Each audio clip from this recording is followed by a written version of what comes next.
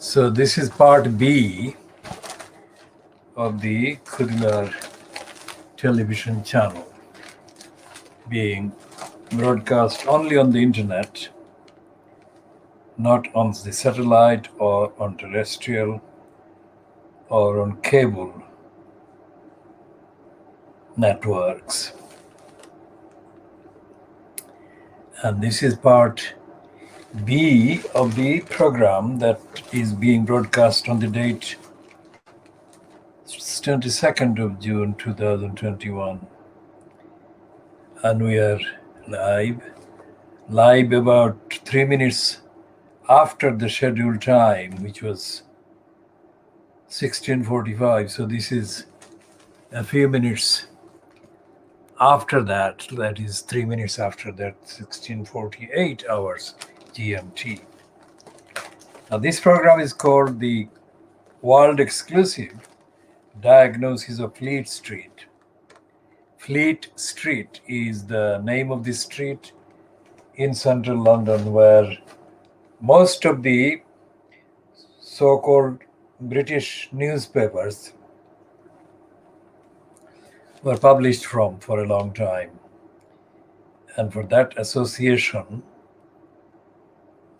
the street was used as the name to represent both the literal geographical street road and also as the street where most of the papers were based in, and their headquarters were in that street, Fleet Street. Fleet Street is very much opposite where the St. Paul's Cathedral of the Anglican Church is. And it's in central London. It's in the smaller city of London. And although the newspapers have removed their addresses, moved their operational addresses from the Fleet Street itself, their identity collectively is still expressed by the two words Fleet Street. So Fleet Street remains the collective name of the newspapers that are published from London, the British newspaper so-called. By British is meant the ownership of the titles and the political agenda and the cultural narratives are very much those that can be found in the actual evidence of the British Empire.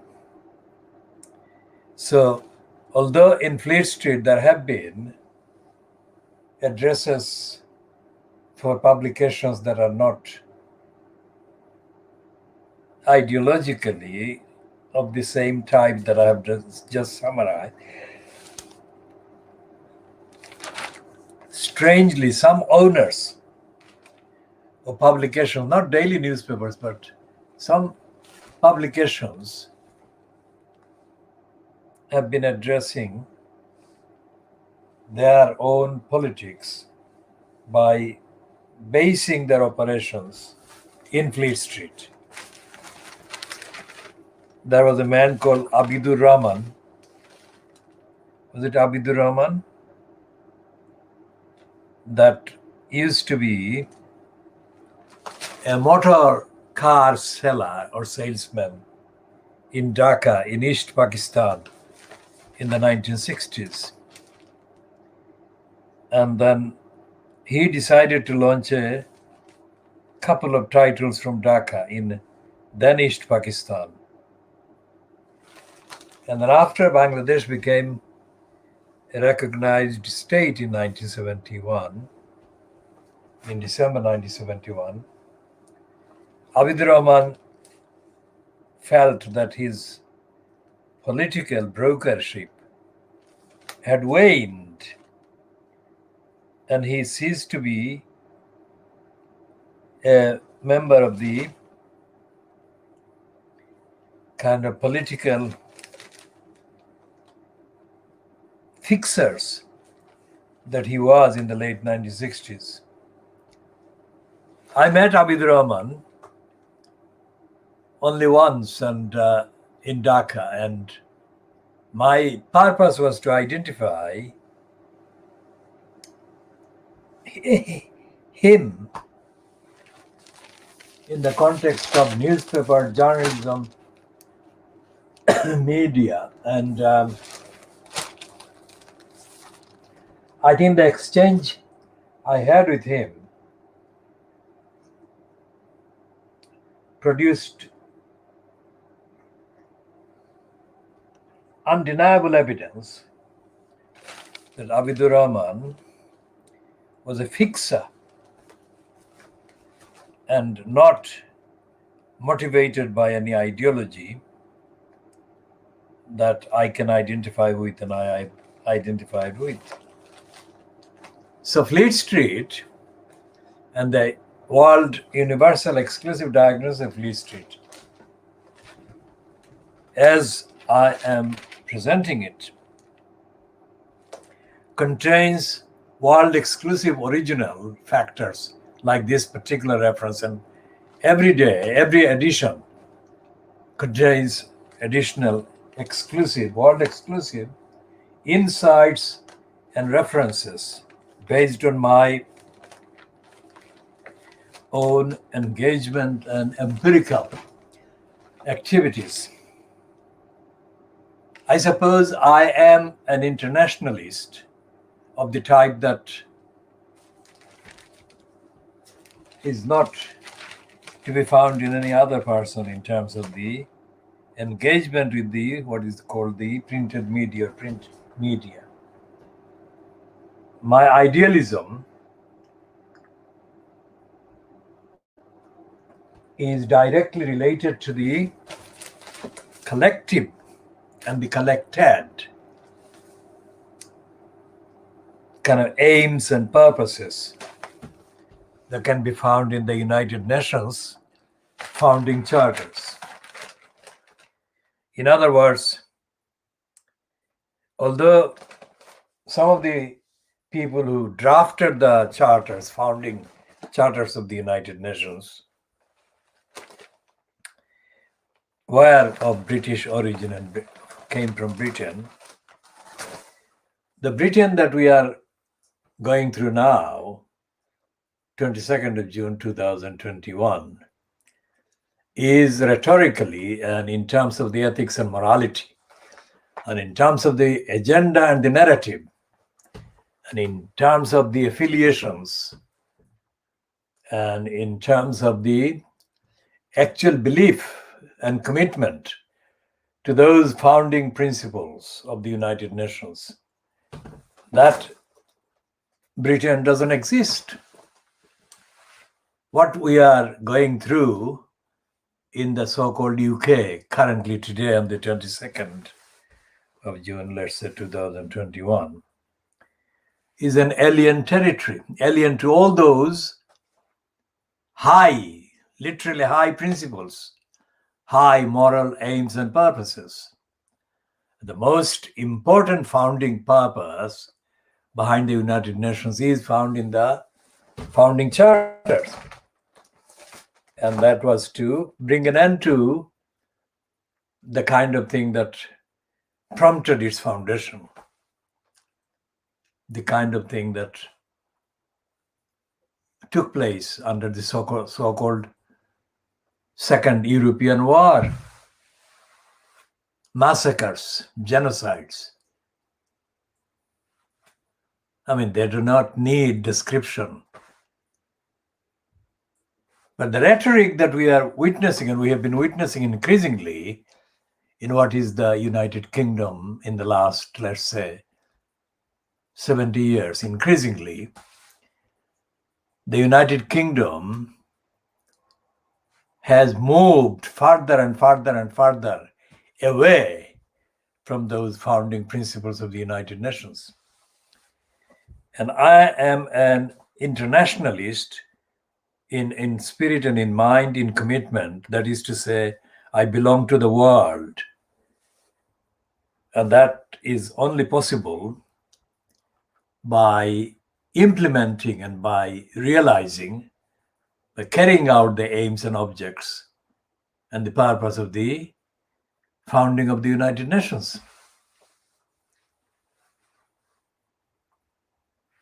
So, by definition, as the United Kingdom has moved further and further and further away from those founding objectives and aims, the chance, the likelihood of anyone believing in the United Nations founding charters, finding those charters being adhered to and implemented in the United Kingdom has receded, has gone from one reduced state or reduced kind of volume of commitment to the state where there is hardly any mention of any of those charters. And that includes the fact that in the same United Kingdom, there are academics, and the academics are doing the academic job. And they do recognize, in terms of the literal ability to understand what the United Nations founding charters are, they do recognize. But at the same time, they have become academically, intellectually, and morally redundant themselves in the context of the United Nations, in the context of a world free from the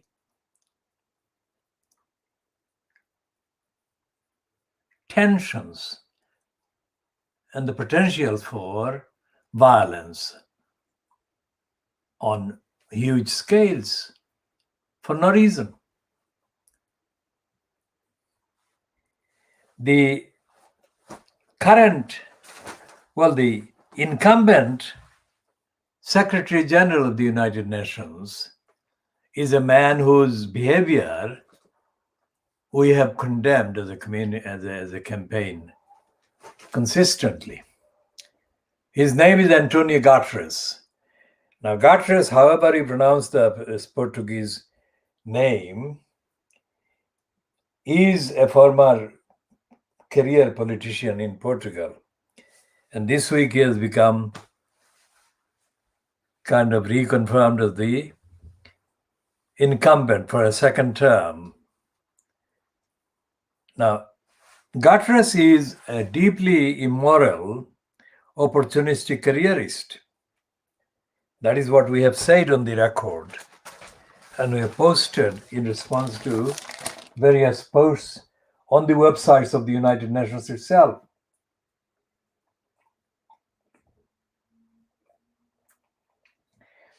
Because Guterres has shown in the first term, and in the last 3 years in particular, 3-4 years, that he can best secure or guarantee the retention of himself as a careerist in that post by doing preachery things. The United Nations is not about preaching. If anything, the United Nations organization can only be substantiated by action that were specifically linked to and derived from and based on those founding aims and objects. And this man has actually been probably the most successful and the most corrupt incumbent in that post, because he he has been in post during several genocides and ongoing violence in the so-called Middle East. But reading his preachy things, it is impossible to see that he has been alive and in post while all these things very relevant to the United Nations founding charters have been taking place. So Anthony Guterres,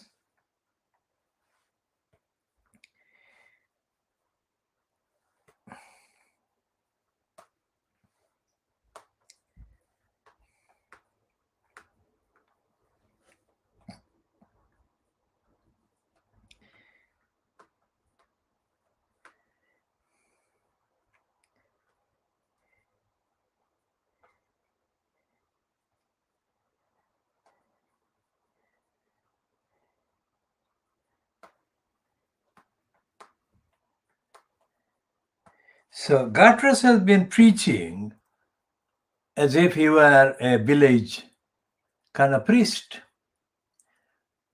or an imam of a small village mosque.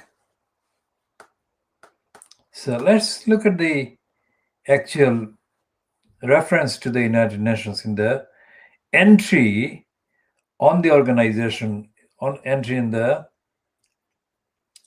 Wikipedia.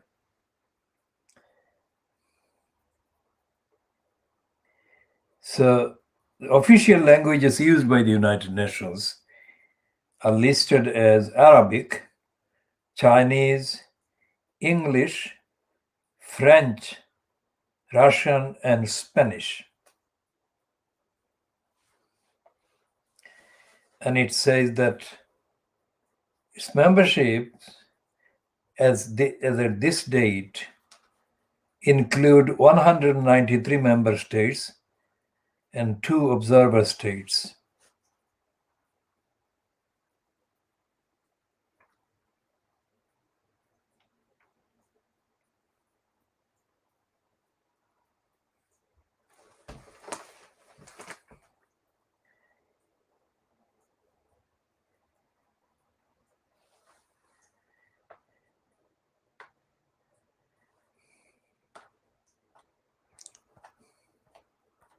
And the United Nations, as this entry on wikipedia.org reads, the United Nations is an intergovernmental organization that aims to maintain international peace and security, develop friendly relations among nations, achieve international, or it says cooperation,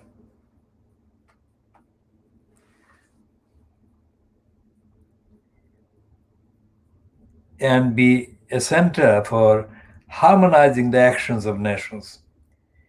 It is the largest, most familiar, most internationally represented, and most powerful intergovernmental organization in the world. The UN is headquartered on international territory in New York City, with its other main offices in Geneva, Nairobi, Vienna, and The Hague. The United Nations was established after World War II. That is their expression. I call it the Western European War or the European War.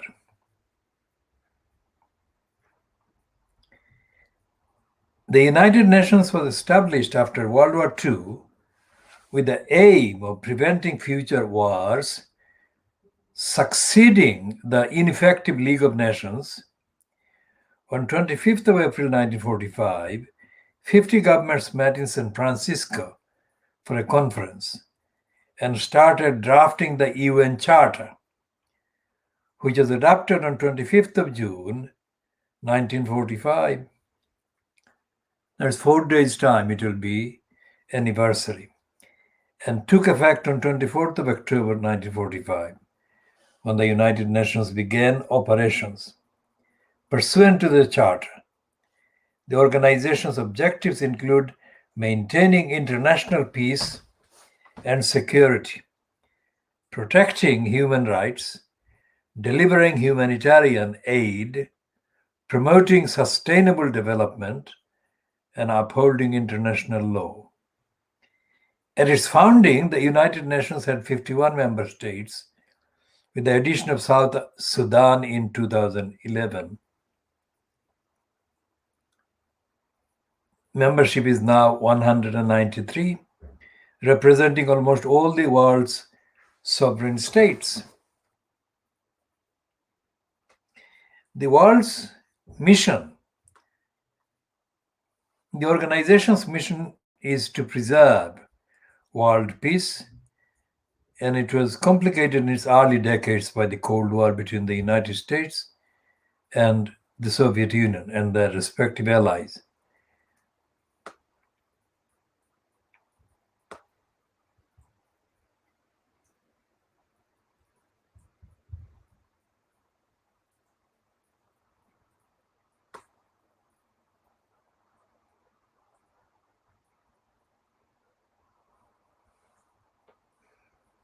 Let's look at the objectives as summarized by this one.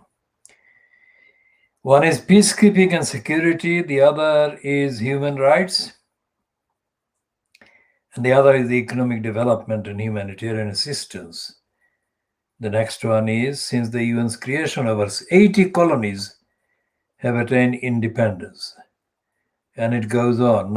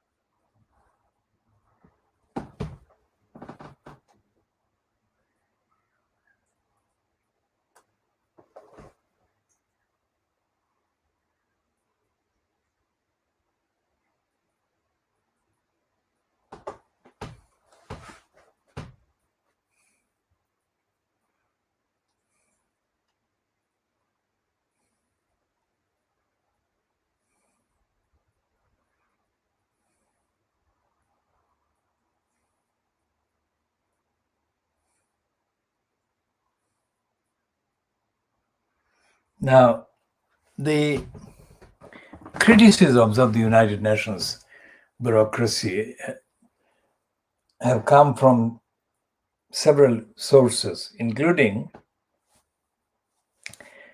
two of the American presidents. One is George W. Bush and the other one is Barack Obama. But the criticisms that the Americans have made of the United Nations are not real criticisms. These are lies. Obama has lied, as has George W. Bush. The real criticism comes from people like me. And the main criticism is that the United Nations has become mainly a careerist, corrupt bureaucracy or a series of bureaucracies. And none of these states, including the founding states, including the members of the Security Council, has actually done anything to bring an end to the disappearing link between the founding objectives and the practice of the organization.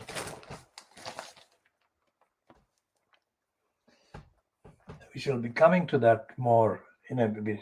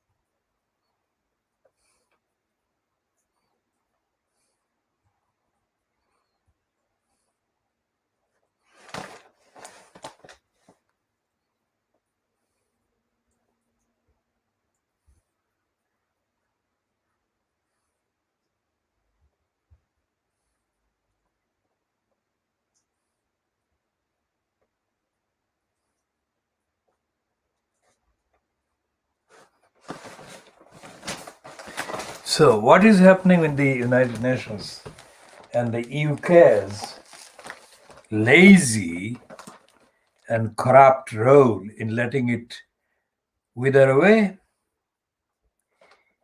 is evident in the destruction of the pretense of democracy in this country, and the lack of audit, lack of accountability for Fleet Street. That is to say, the role of the financial crimes and the rest of Fleet Street is a corrupting role, is a conflicting role, is a contradictory role, is an unsubstantiated propaganda role for the aims of the very opponents and robbers and looters of society, like big business, hedge funders, and so on. Now, I have extensively commented on the stupidity of this man called Andy Haldane, the Bank of England chief economist. Now, this idiot, and I mean idiot literally, has surfaced as a media profiled thinker by claiming something that he knew would guarantee big headlines, which is to say that the economy in the UK was on the way to producing growth of a scale not seen in more than 70 years, 70 years. Now, 70 years is not just more than a lifetime, it's more than several lifetimes. Many people don't have lives as long as 90 or 100 to witness what was 70 years ago or not. So it's like Lying Livingstone saying that Crossrail would produce 60 billion pounds worth of benefit over 50 years.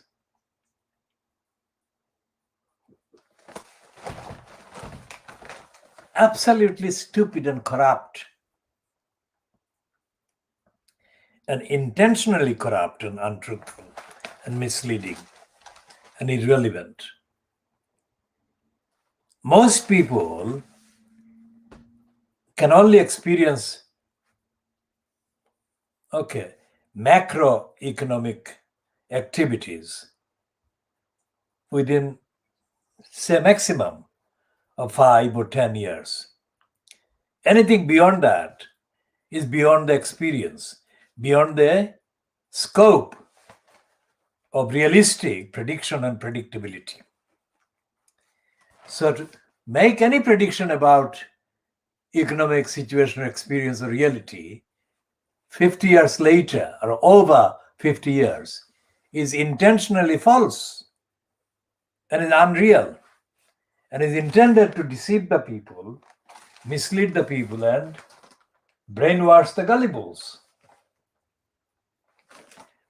Now, Haldane is now changing his course. Now, this moron is now saying that he is warning against inflation. Now, economic growth by definition is another way of saying it's inflation. I mean, growth is inflation. I mean, quite apart from the fact that the economic theoreticians are themselves making up all the time, and not two economists, it is said, agree on anything.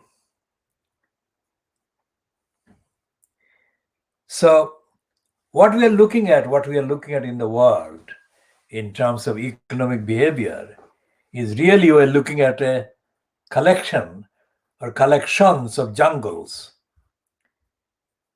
where the greediest get the grab or the greediest get to grab the most while leaving the many starved, hungry, and deprived.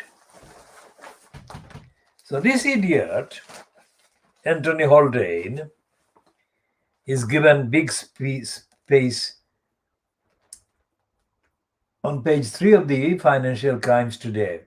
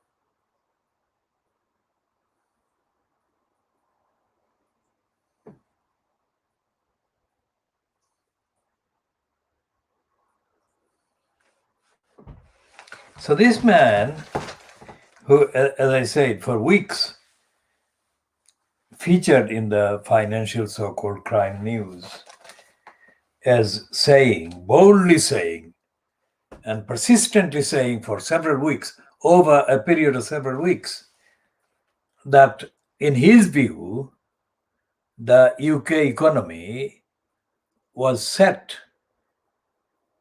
to grow at a rate that has not been seen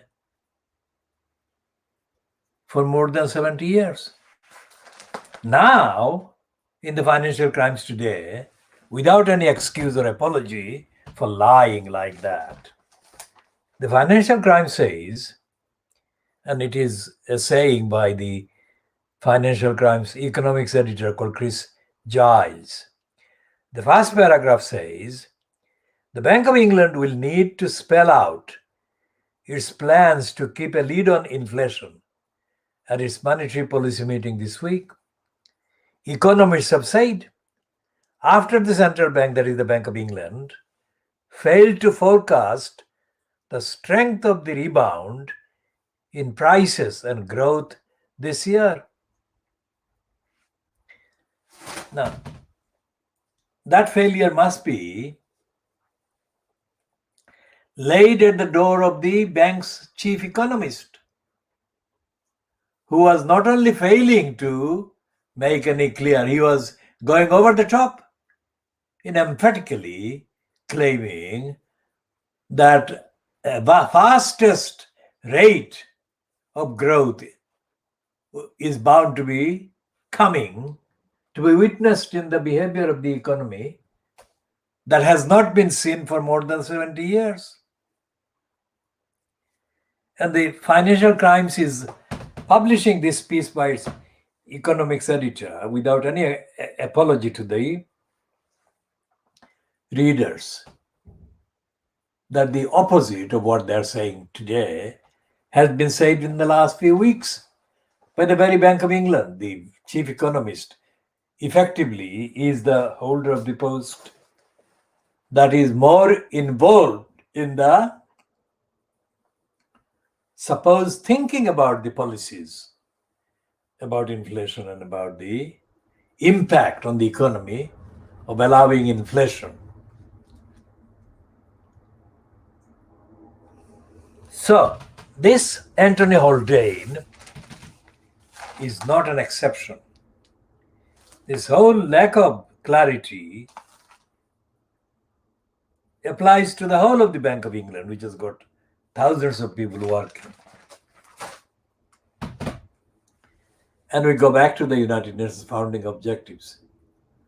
This kind of idiocy and stupidity is irresponsible to the point where the impact on the many, that is the majority of the people in the economy, in the society, of policies that are based on ignorance and contradiction and selfishness will be immensely damaging and destructive,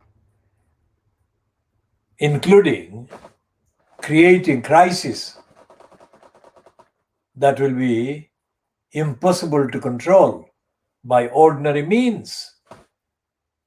And so there will be a diversion, which is one of the reasons behind wars, is a diversion from failures, societal failures, governmental failures within economies, within societies.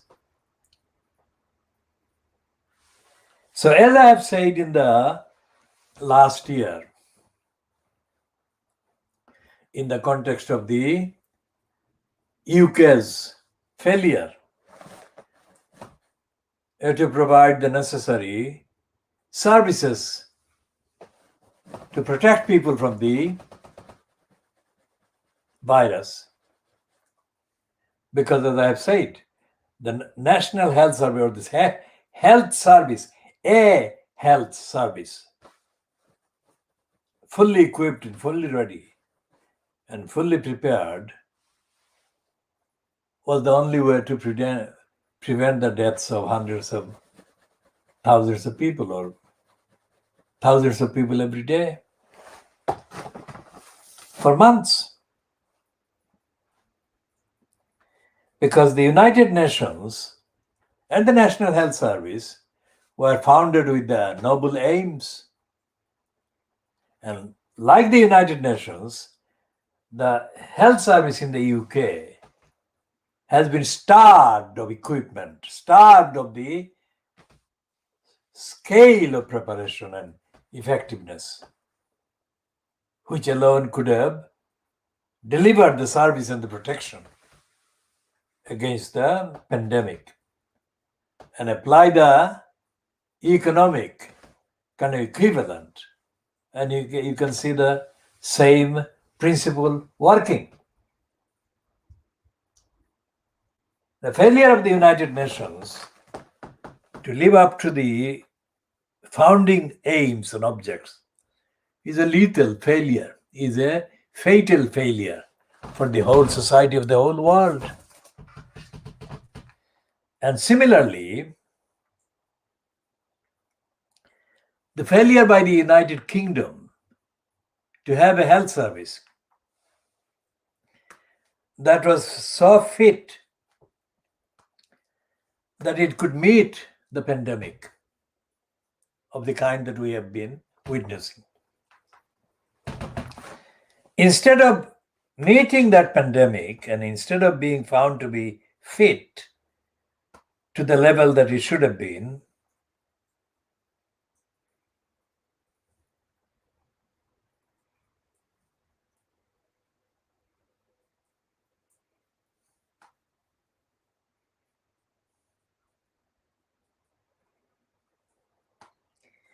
what they have done, they have stolen the equivalent of billions of pounds of resources that should have been applied to creating the National Health Service as a fit for purpose process, organization, and series of institutions to ensure the maximum abilities to deal with the challenges represented in a pandemic.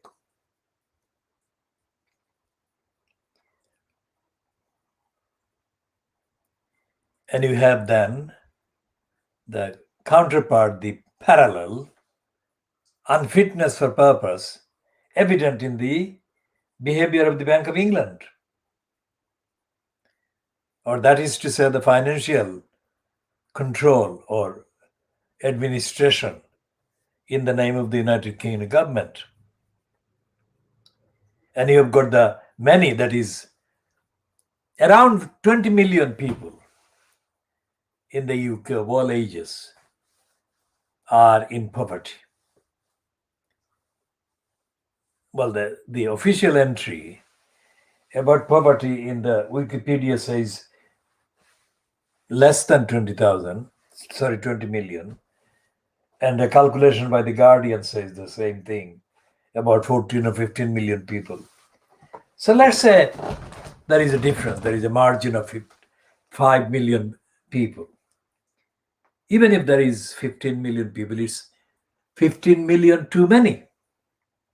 Because every life, every person matters. And every person has got the basic list of needs and rights. And if their needs and rights are denied and deprived, then to that extent, their being denied and deprived has far-reaching, immediate, long-term and short-term and medium-term impacts in the negative against the rest of society. So where is this kind of thinking taking place? You are hearing this, or you are watching this coming from me in this Khoodeelaar television channel program. But where else is it taking place? Is it taking place at all? It's not taking place. Because if you look at the papers today, and we're focusing on the financial crimes, you are looking at tokenistic, pretentious kind of references to parts of the unfitness for purpose in the economy, corruption in the economy. You are not looking at the whole picture, which is what I'm offering. And earlier today I've said or implied that the academies, the institutions, including the universities, the colleges, and other dedicated so-called research institutions are not producing. They're not producing even the references that I'm representing in this particular edition. So what we are actually witnessing is an emptiness at the very heart of the places where they're supposed to be dealing with the highest caliber and standard of intellectually demanding issues and facts. They're not doing so. Because if they were doing that, then the fact that they were doing that would have percolated, would have been circulated, would have been distributed, would have surfaced somehow in the public domain, which it is not.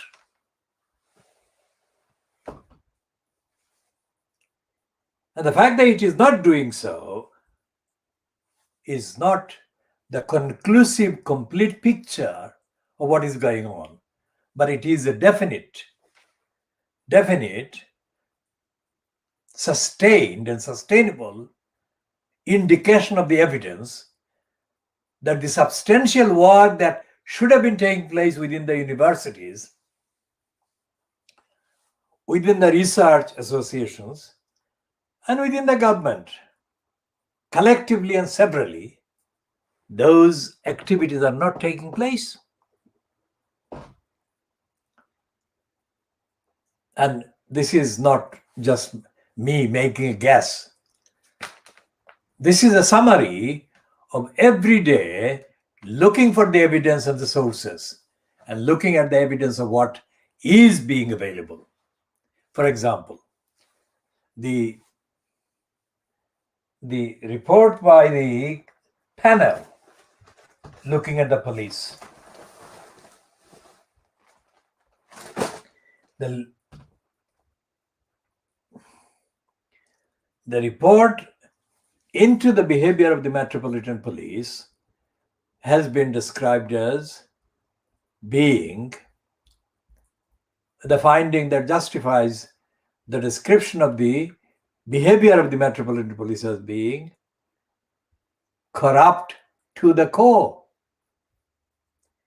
If the police are, as an organization, the biggest organization, police organization in this country, are openly being described as corrupt to the core, then the same kind of corruption to the core must be ascribed to the universities and the other institutions. Because similar unfitness for purpose, as has been found in the case of Daniel Morgan's murder and the subsequent serial cover-ups of his murder, then similar failures, like the robbing of the many people of billions of pounds worth under pretext by the UK central government, must have been taking place, which explains, or which alone can explain, why a third of the UK's population is in dire poverty and lack of rights. So you extrapolate those two findings, and you can see that what I said about the American observer who wrote about then East Pakistan and concluded that there must be a God, because the place rationally and logically should not be working, and yet it appears to be working.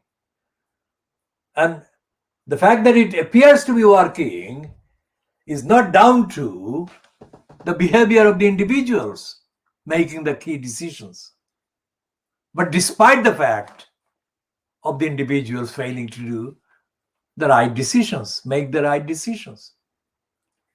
So the place is working, apparently. So that must be being linked to the existence of God, who is protecting the country and letting the people just about exist and survive,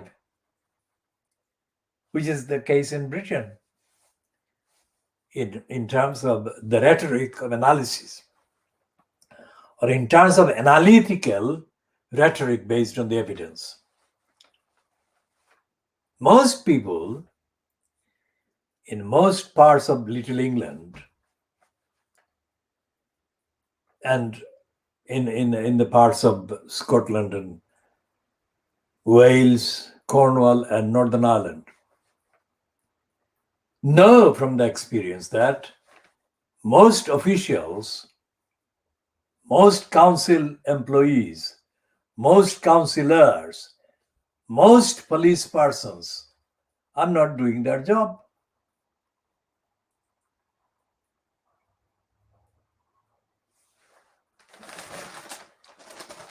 So how then is this country going on and, quote, appearing to work, almost work? And the answer is to extrapolate and apply the principle that writer, the American writer, wrote about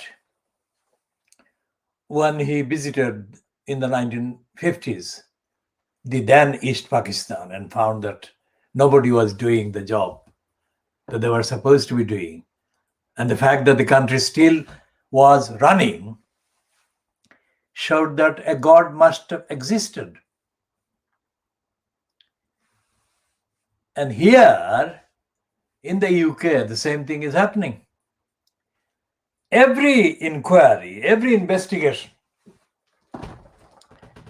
every fact-based, evidence-based inquiry and investigation into any number of failures by the government or by the local councils concludes as the panel on the Daniel Morgan murder and the behavior of the police found corrupt at the core, or corrupt to the core, or rotten to the core, as the Daily Mail has said. And the panel has said that it's institutionally corrupt, the Metropolitan Police. And the panel has also said, in order to break any kind of ground or any kind of presumption, that it's only referring to historical failures, that the police is not corrupt to the core anymore. That no, it's reference to the corruption in the Metropolitan Police by the Metropolitan Police refers to present as well as historic behavior by the police.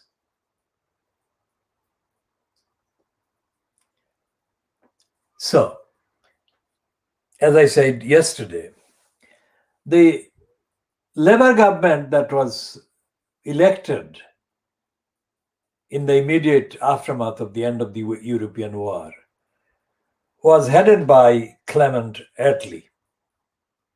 Now, Clement Attlee was the last Labour Prime Minister before Harold Wilson became the Prime Minister in the decades later. And where is the connection between the Labour Party's behavior and what the Labour Party was offering and what the voters were accepting or prepared to accept as credible offers? There was no evidence that the Labour Party was up to it. It wasn't up to it in the 50s, and it was not up to it during most of the 60s. And then Macmillan made a difference for a few years. And after Macmillan resigned, which is still mysterious today, 22nd of June 2021, after Macmillan resigned in the late 1970s, the Labour Party leadership fell into the hands of the racist, absolutely stupid James Callaghan. Callaghan, in terms of the sequence, played the same kind of role in setting the kind of country on the way to becoming grabbed by the likes of Margaret Thatcher, which she did. And the same role was played by Jeremy Corbyn, who gave the power to the congenital liar, Boris Johnson. I mean, Margaret Thatcher was absolutely the wrong person for the country. Everything she did was wrong. And yet, she became hailed, praised as the right person for the country. That was not supported by the evidence on the ground, but that was supported by the Fleet Street, what I'm diagnosing as the sickest propaganda collection. And while this was happening, under the nose of the Labour Party in exile, misled by Michael Foot, politically absolutely useless. Foot was useless, Kinnock was useless. And they were useless for too long. So these people didn't understand the founding purpose of the Labour Party. The founding purpose of the Labour Party was to stop that which would have caused deprivation, unemployment for the many, denial of rights for the many, lack of access to the due process and due remedies to the many. In other words, the Labour Party was founded to bridge the gap between the needs of the many and the powers of the few, and to restore the say to the many and remove from power the few. I can see that. Why couldn't the Labour Party leaders see that? And they're not seeing it even today, which is why I have convicted Keir Starmer of being the political murderer of the Labour Party. It's not an expression, it's not a statement that I make lightly. The fact that Boris Johnson is universally loathed, identified, condemned as the congenital liar is more popular than the Labour Party leader. Proves my point that the Labour Party is not active, it's not alive. It has been politically murdered by Keir Starmer. And the murder has been facilitated by the likes of Jeremy Corbyn. Because Corbyn was and is intellectually unfit. He's not able to grasp the full picture. He never was.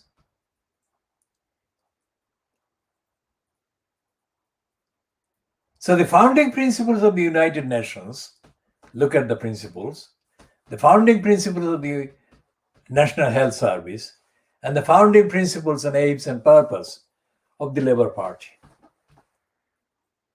Make a connection among the three, and you can see that all founding principles have been abandoned. And you cannot deliver service and security to the people, safety to the people, without a coherent set of principles being implemented by policies in practice in government, locally, regionally, and centrally. Where is the outcry in the Labour Party? There is no Labour Party, so there is no outcry. And in the last few days, they have been talking about Joe Cox in the context of the by-election being held in Batley and Spen, where Joe Cox was the MP, and in the current by-election that is due very soon, Her surviving sister has been selected as the Labour Party's candidate. And as I have said before, the constituency is in Yorkshire, and it's not a constituency that is comparable in any way to Tower Hamlets, but it has significant numbers of Muslims, mainly of Pakistan origin, among the electors. And the grotesque, shameless opportunism based on that small number of Muslims among the voters in Batley and Spen is being exhibited in the behavior of the most discredited opportunist, George Galloway. Now, Galloway knows that Starmer is unpopular among the ordinary people in this country, not just in Batley and Spen. And Galloway needs a headline-grabbing kind of platform so that he can show that he is a politician who has got momentum behind his name, and he is of national significance in the UK. Now, his record, as I have been pointing out, shows that he is a parasite. And he has been parasiting by pretending to be a friend of the Palestinians. In other words, friend of the Muslims. Pretending, because he has not made any difference for the better in terms of the political understanding of the case. So he saw that Keir Starmer was suffering from political unpopularity from every angle. So he goes to stand as a candidate at the by-election. And he says his purpose is to sink Keir Starmer at that by-election, that is, sink the Labour Party's candidate, whoever the Labour Party candidate is. And on the quiet, but not so quiet as to be not noticed, Galloway is actually exploiting the disenchantment of the Muslim section in Batley and Spen against the Labour Party. So he is reminding them of Tower Hamlets. He is reminding them of Bradford West, where he got in by false pretenses.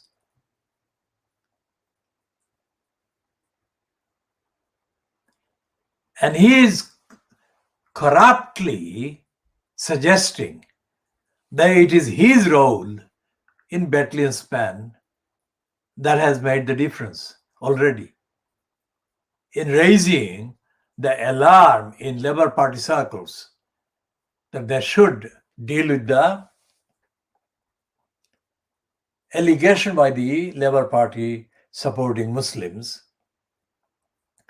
that the Labour Party has been hostile to Muslims and been hostile to the Palestinians and so on. These are already issues that have been raised by Muslims, nothing to do with anything Galloway has done or said. Galloway appears as a parasite and then disappears. Because in Batley and Spen, in West Yorkshire, there was the Batley Grammar School, which was the focus, the target of a very low-key number of demonstrators, Muslim demonstrators, who were protesting against a teacher in that school using an offensive example about the Prophet of Islam, peace be on him.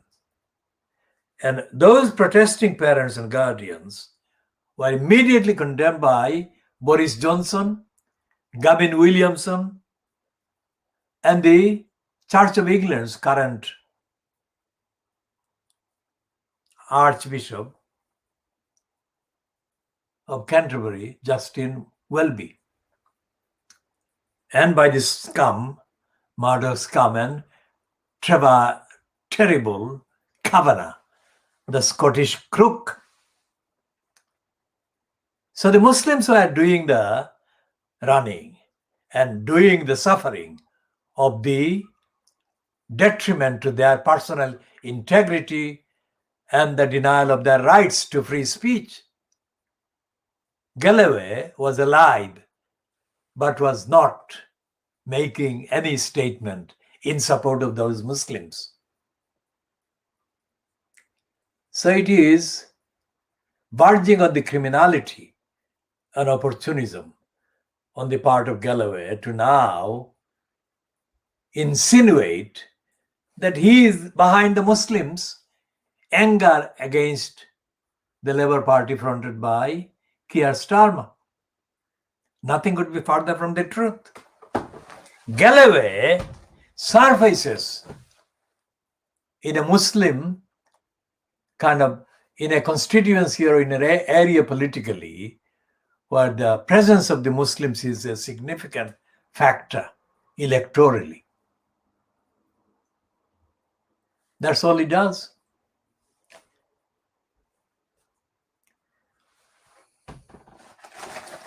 Now we shall come back to Galloway in due course again. Now here is a piece in the Financial Times on page 23 of the Financial Times, which has got a very significant, interesting headline, which says, a transnational court is needed to fight global corruption. Now, corruption is one of our central themes by the sheer fact. And it's written by somebody who is being described as a senior advisor at the Center on Economic and Financial Power and Chief Growth Officer at Blank Slate Technologies. Now we shall come to getting a full description of what this Blank Slate Technologies is about. But the piece is a whole column long. That is the beginning. Where is the beginning? That's the beginning and that's the end. So it's a long column, literally. Now we read that first paragraph.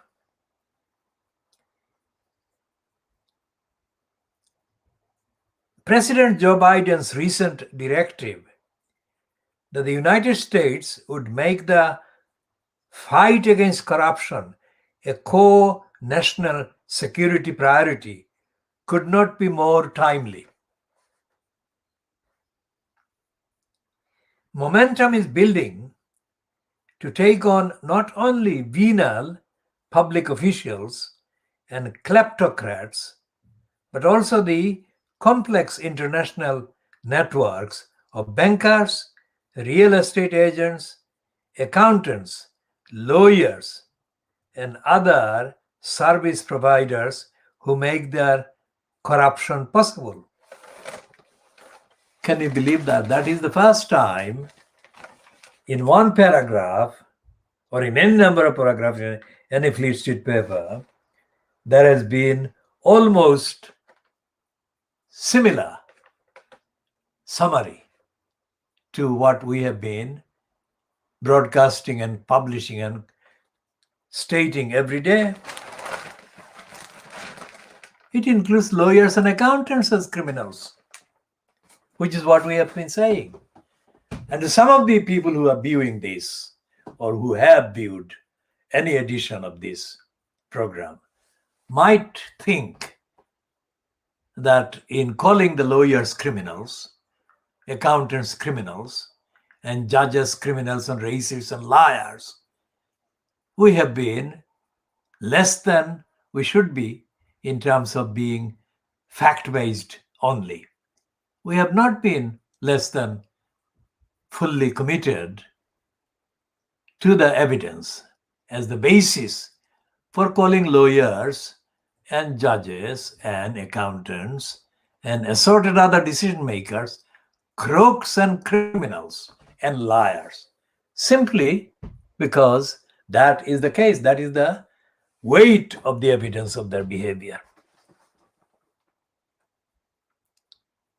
So, for example, the description that we have made and published and broadcast and stated of a number of named judges in England has described them as being crooks, racists, and liars. These are facts. So what we shall be doing, we shall be talking about this Financial Times piece in the next part, which is part C. Why? Because the corruption of the Financial Times is as relevant as the contents of this particular column. So we shall be looking at that in the diagnosis. So this is just after 6 o'clock local time, 18:02 hours GMT on Tuesday, the 22nd of June 2021.